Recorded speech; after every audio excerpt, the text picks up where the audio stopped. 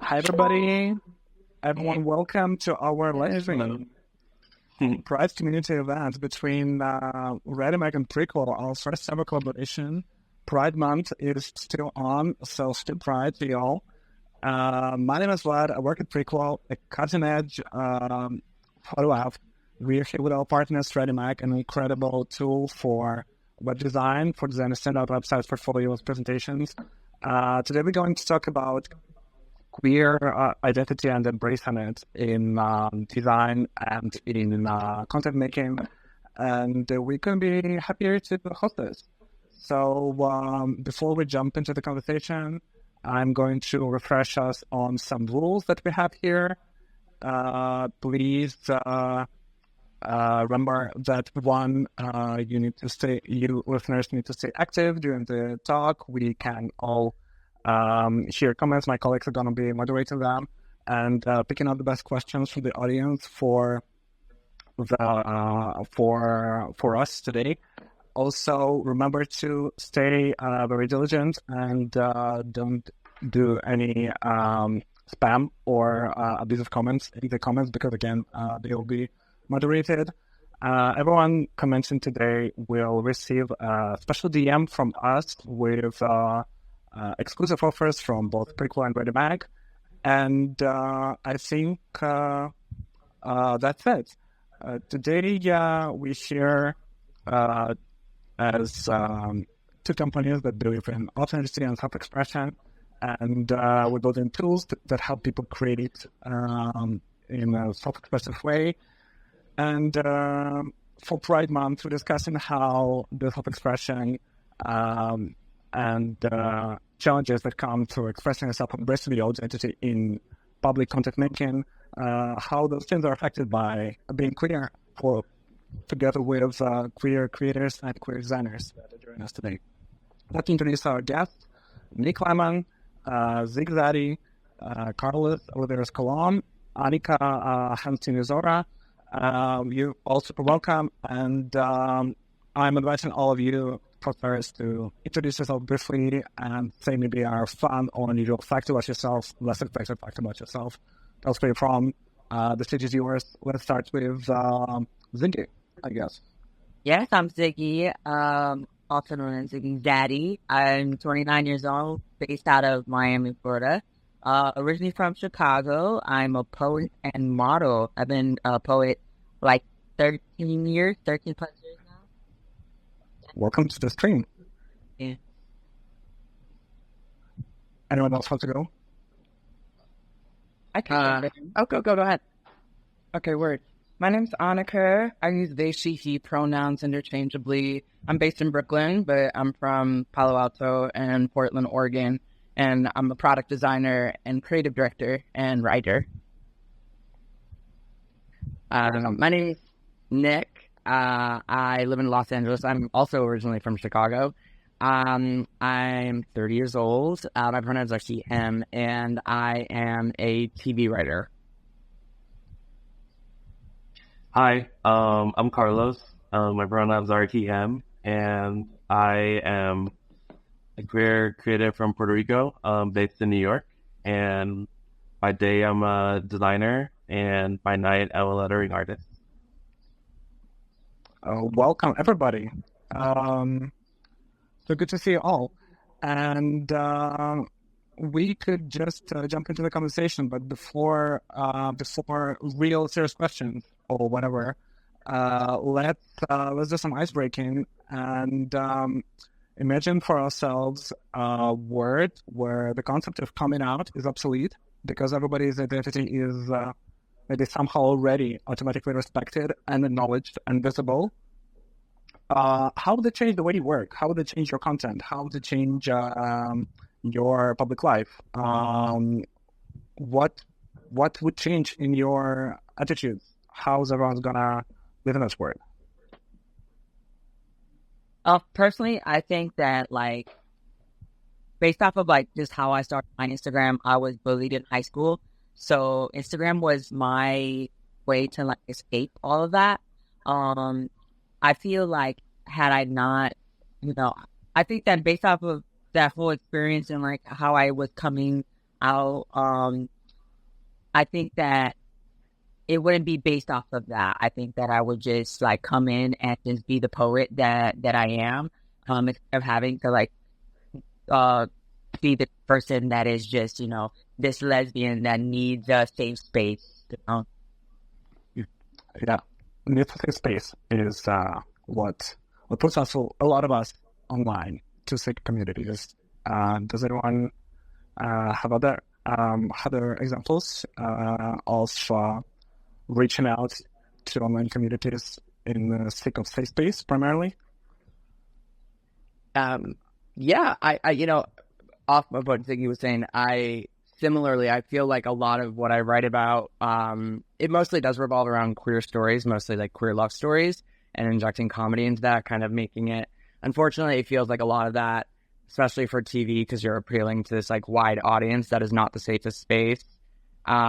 It's like injecting comedy into that, not, you know, punching down, but trying to make it relatable so people feel comfortable, which is a little unfortunate. I think, you know, in a world where that doesn't necessarily exist, I think I would still be writing from my personal experience. It kind of feels like heterosexual people are able to do that without question. I think the main difference is that more of those projects involving like gender, sexuality, and race would actually sell. I think that's kind of the main difference, is that in a world where that doesn't exist, we would see a lot more of those stories. It just wouldn't be so much of a, well, are people going to watch that type of deal, which is a frustrating aspect in being a queer writer. That makes sense. That kind of feeds off into my question that I have right now. So, next, there's a specific spectrum between queer people who feel compelled to act as a spokesperson for their community, for the marginalized group, and those who reject that role. Famously, Julia Torres of SNL fame and Problemist movie fame said that she wouldn't want to speak for all queer people. She wants to speak for his own stories. Or does anyone relate to that? Does anyone have thoughts on this? Do any of you think about it when doing your work, representing other identities and other stories than your own? Absolutely. I mean, for myself, even through my poetry, I write based off of experience. My Instagram is The Poetic Truth. So I write literally about my truth and my experiences. I feel like that's what has drawn people in. I feel that, like, you know, I don't marginalize to one genre. I want to be seen on like various platforms. So I feel like I'm multifaceted there, through photography, through writing and modeling. So if I'm gonna go based off of like my writing, I mean, there's just so many people, whether it's even in the flow of my writing, it's gonna inspire someone, whether it's like what to write about, how to express, or even through fashion, whatever I'm wearing, you know, it might be an inspiration on like, oh, maybe I could wear head wraps, or maybe I can like now wear 2 different earrings, you know. It's just like it doesn't have to be just in like the LGBT, you know, community. Like I want to be for everyone. Interesting. Do you think there's a difference in approach in making content? From jumping off that comment, there's a difference in making content for queer audiences and for gender audience. Does that become a big point of contention on a daily level for creators, for designers? Maybe Annika or Carlos, any thoughts from you? I feel like the way... Oh, sorry. No, go ahead, Carlos. It's going to be short. I feel like the way I approach design and lettering is to make work that is inclusive. It doesn't matter like who you are. I think I want to make sure that everyone always feels represented in some kind of way. I feel like I'm almost like all or nothing. I feel like what I create, it leads with like love and inclusiveness. And if you're not into that, I guess not for you, and that's Okay. Yeah. That's okay. We're Twitter here, everything. But yeah, interesting thought about all-encompassingness. That's a good word. Annika, you want to say something? Yeah, I feel that energy. I feel like my audience is a queer and trans audience.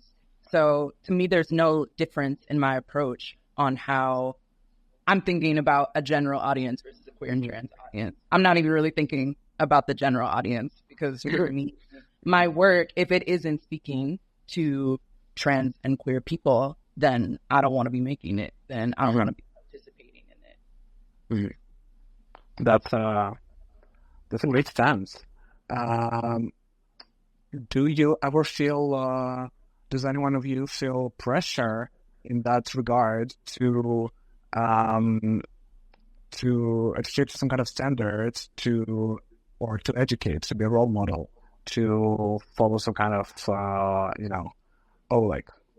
I have to be that person that does that specifically. I cannot be just like having fun, or I cannot be just goofing off. I have to speak to your audiences in a particular way. Is that a thing?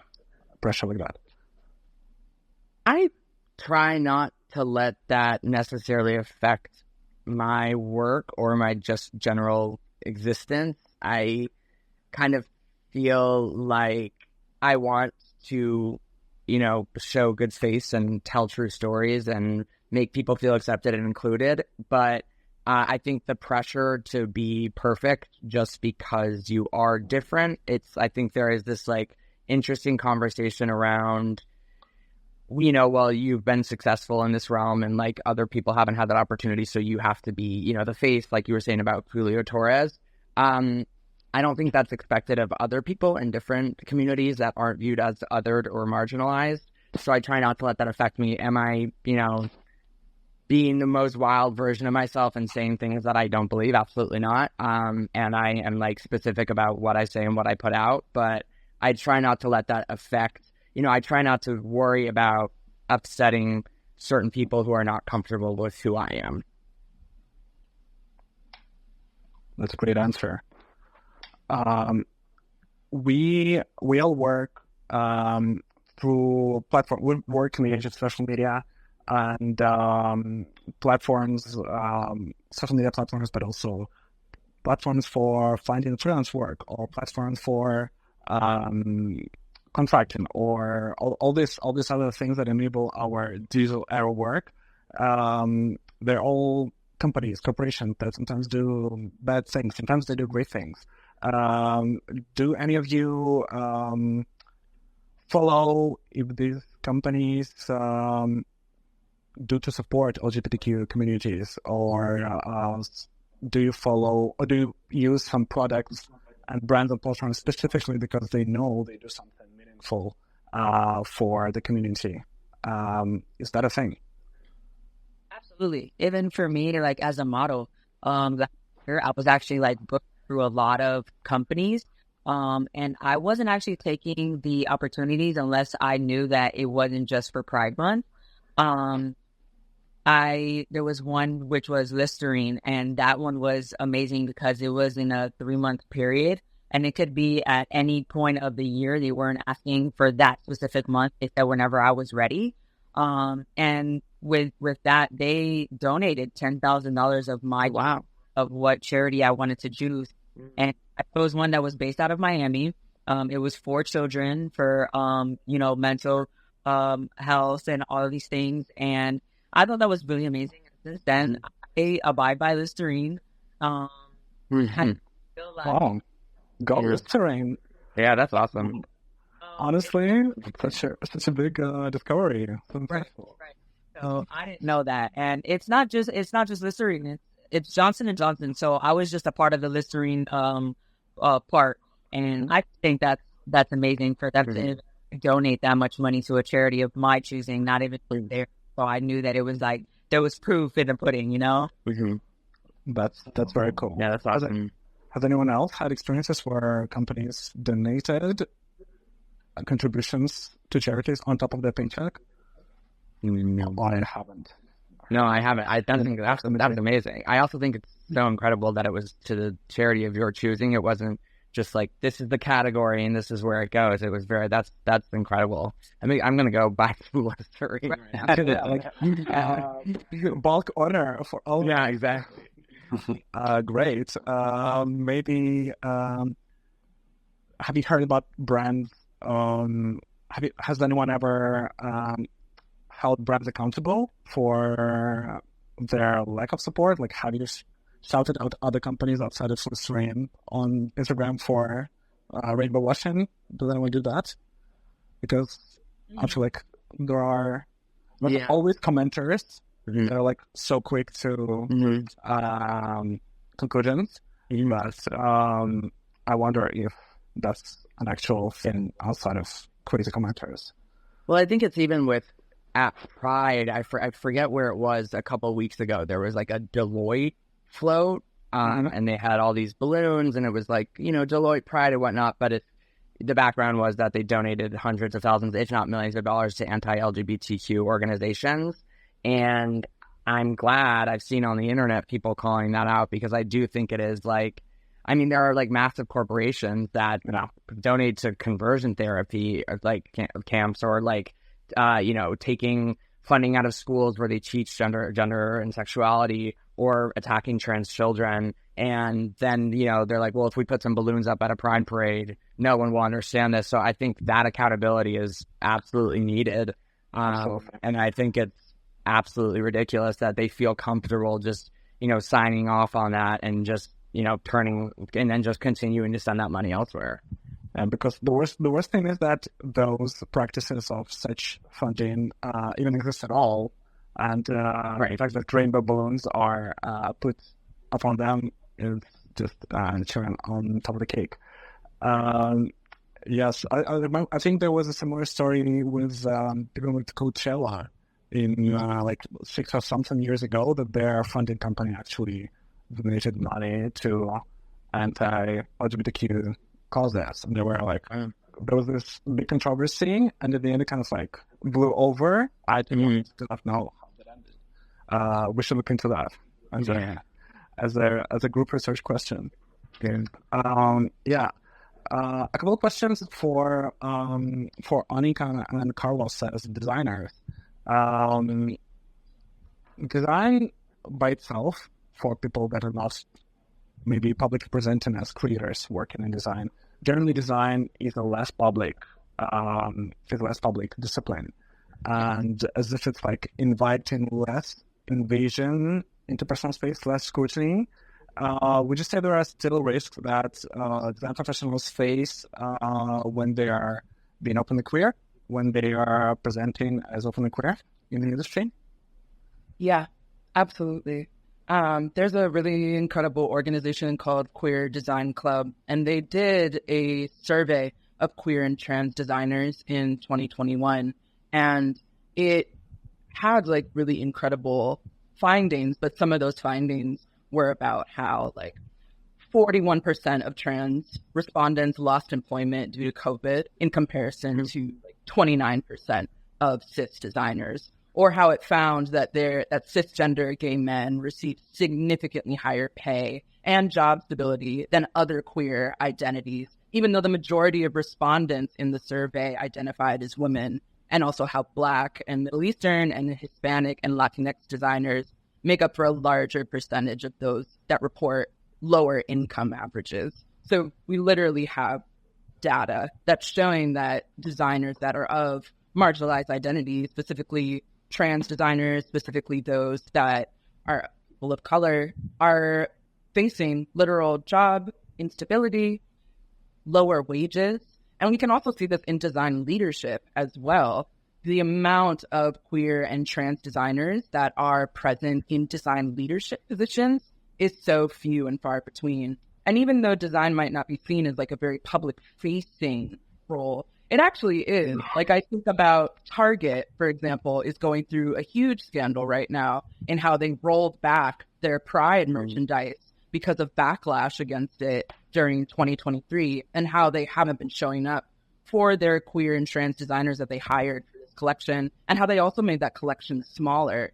So even though design may not be seen as like a public role, it actually has huge waves in terms Public of how it's implications. Yeah, exactly. Yeah.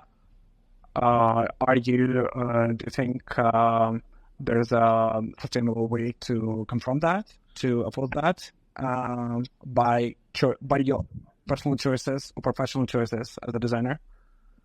Yeah, I feel like it is the responsibility of companies and clients to hire queer and trans designers, but also make that environment supportive for queer and trans designers, and not just have it as a number, but actually think about how you are making that a safe environment, and to also look at that in terms of like leadership positions as well, and just thinking about clients as well and how they can make that an environment where it is actually safe and supportive for queer and trans designers to exist.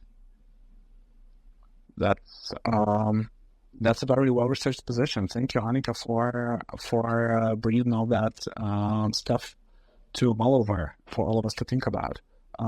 Carlos, do you have anything to add? Maybe. I feel like Annika is well more researched than me. I didn't mean to put you on the spot, but maybe you have some personal experiences of being in places where you could push back against decisions like this, or where you evidenced stuff like that. I feel in a way maybe I'm supporting the research that she's like mentioning, because like I feel like I haven't really encountered too much of this in the workplaces that I've been part of. I feel like I've been able to just be myself at work, but I definitely see the lack of diversity in leadership and anyone above me in every department that I like interact with, in terms of like gender, sexuality, and race. Like I wish like there was more of that in the design and artists in the design community in general. I feel like I can probably count with one hand like the people that I've worked with that look like me in general. Thank you for your answer. I think it's great that you can stick to having been able to enjoy your work and be yourself in your profession. And I think it's great that we're living in a time where all the statistics that Annika brought up are brought to light sooner or later in one or the other way. And I guess all of us can contribute to positive change. Speaking of which, do any of you practice building support networks for other queer creators, designers, for your queer colleagues, like in informal ways, colleagues that you work with, your collaborators, some kind of maybe mentoring or support groups that you do after work, stuff like that? Yeah, for sure. I feel like I do it both casually and then like organizationally. Like I'm a part of Queer Design Club and as well as QT BIPOC Design Club. And that's both of those are spaces where there's mentoring and resource sharing and things like that. And then casually, I think it's so important to build community with other queer and trans designers and creatives, and just like in friendship exchanges to talk like really candidly about like rates, to talk about what you're being paid by clients, what rate and salaries you're being paid by jobs, and being able to share that candidly. There have been a lot of scandals about Black creators, trans creators being paid less rates for content creation work and various other work that people have exposed on TikTok. So I feel like that the way we combat that is by actually like sharing information with one another about the environment that we're in, being paid, things like that. So both with my friend network and then also by joining collectives is really important for me to make design community. It makes me think of the famous or infamous case of Bon Appetit magazine in 2020 that some of you may have followed when it was brought to light, when their creators of color started discussing publicly their wages and the disparity between white creators and creators of color wages became obvious, and it led to huge, almost like universal condemnation and a lot of reshuffling in the company. And maybe that's a sign that we could, as a humanity, we stand a chance by speaking up to the institutions in this way. Does anyone else have any clubs, support groups that they're part of, formal and informal? I work with young. Oh, go ahead. Sorry. Oh. Sorry, not my face. No, I didn't call.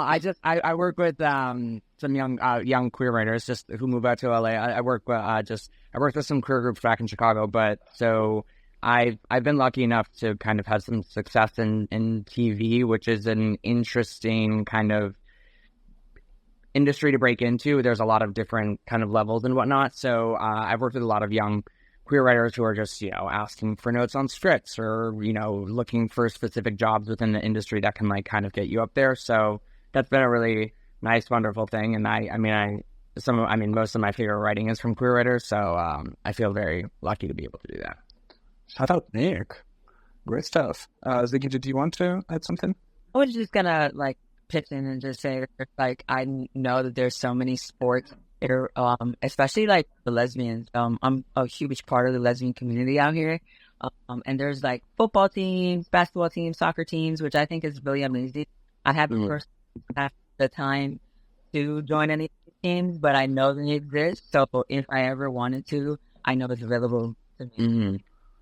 Yeah, that's interesting when also rather than one industry-specific kind of support group, when it's something like sport that so universal that transcends boundaries of professions can bring people together on an amateur level. Okay, and which brings me to our last scheduled question for today. It's already been almost half an hour.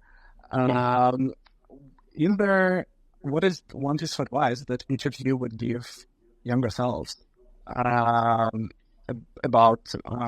or to other young designers, about designers and creatives, about staying true to yourself, making impactful work? Round of advice from everybody. Who wants to start? I'm gonna just say, no matter the field you work, just be yourself. On it, beside it, and never behind it. Yeah. Hey. Yeah. Yeah, I think my piece of advice would just be to continue to create, continue to write, and not take so many notes or thoughts from other people to heart, and to just, work through it, write through it, because I feel like there's been a lot of times where I've stopped myself because of what other people have to say, and I am getting better at not doing that, and I wish I had started younger. Yeah, kids, don't listen to us. Listen to yourselves. Yeah, exactly. Annika, I would say, listen to your voice and do what feels right for you. Still forward thinking, start somewhere. The process will guide you. And yeah. Yeah. I feel like all of that same energy, it's just building the world that you want to see in whatever your medium is. If you don't see it existing, just create it for yourself. Make your own world. That's such a nice inspirational quote. And rapid fire, just any shots from the group moment. Just a couple of questions. Dream collaborator or client? Savage Bessie. Wow. Yeah, I want to be on the show. Yeah. Let's put it out there. We'll try our best to forward your intent. Tyler the Creator. Wow. So that's great. Shit. Greg Berlanti. He's a big showrunner. Cool queer guy. Cool stuff. God bless. We're here for making dreams come true, so just put it out there. It will happen. I mean, anyone that would be able to give me the opportunity to showcase my work and my point of view, I'm good. And yeah, maybe that's Prequel. Maybe that's. I mean, yeah. We'll talk about it. So we'll make it happen. And a role model, queer or not, but preferably queer because it's for the month. Tatiana Tank Ball, who's the head of the band Tank and the Bangas. She is so authentically herself in everything that she does and so multimodal. So I'm definitely looking it up. I'm definitely looking her up. Personally, mine isn't queer. Still thought for Pride Month. Mine is Tara. Just because she started her career later in the game. And it's just never too late, you know? I just feel like for her to start so late in the game, like, and to be as successful as she is, I mean, how not be a Shout out to Raji. right? I'm boring. I would say my mom.